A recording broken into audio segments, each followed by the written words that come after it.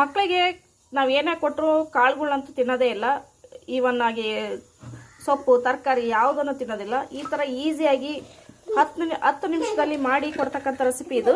Rich ಆಗಿರ್ತಕ್ಕಂಥ ಪ್ರೋಟೀನನ್ನು ಒಳಗೊಂಡಿರ್ತಕ್ಕಂಥದ್ದು, ಐರನನ್ನು ಒಳಗೊಂಡಿರ್ತಕ್ಕಂಥದ್ದು. ಬನ್ನಿ ಹೇಗೆ ಮಾಡೋಣ ಅಂತ ನೋಡೋಣ.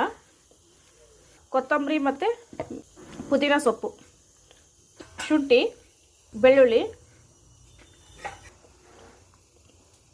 ಕಡಲೆ ಹಿಟ್ಟು ಫಾರ್ ಬೈಂಡಿಂಗ್ ಪರ್ಪಸ್,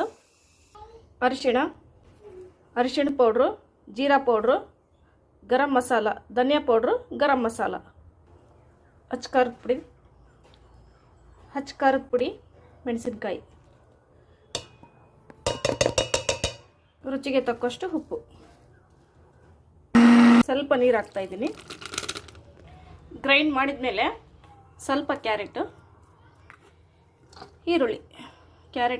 ಈರುಳ್ಳಿ, ಒಂದೆರಡು ಕ್ಯಾರೆಟ್ ಹಾಕ್ಬೋದು.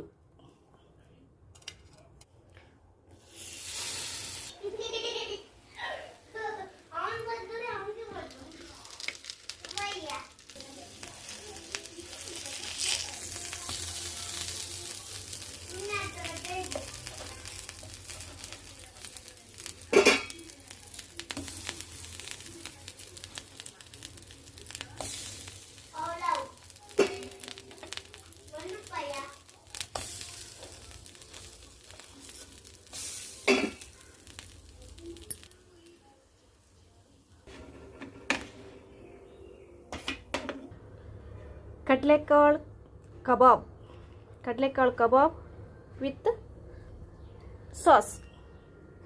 ಕಡಲೆಕಾಳು ಕಬಾಬ್ ವಿತ್ ಸಾಸ್ ರೆಡಿ ಆಯಿತು.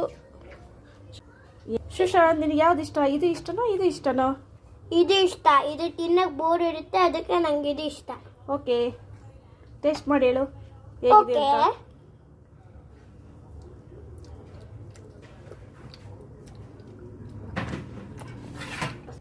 ಸೂಪರ್.